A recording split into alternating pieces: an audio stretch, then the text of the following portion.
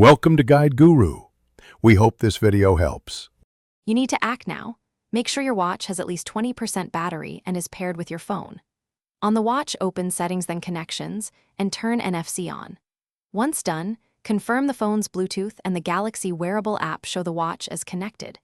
You're enabling the hardware and the pairing layer so tags and payments can register.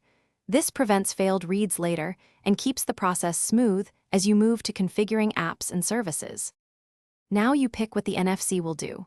Open Samsung Pay for payments or a dedicated NFC app for tag actions. On the watch, add a payment card or register a tag, following on-screen prompts. Make sure authentication like PIN or fingerprint on the paired phone is ready. Once cards or tags are saved, set the default tap behavior in watch settings so a single gesture triggers the right action. You want consistent placement. Finish by testing.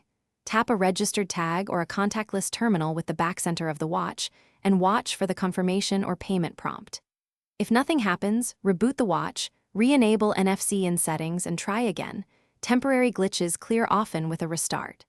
If problems persist, clear the Galaxy wearable cache on your phone or unpair and repair the watch.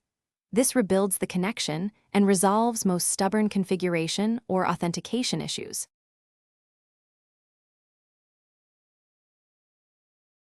Thanks for watching. Consider subscribing if we helped you today.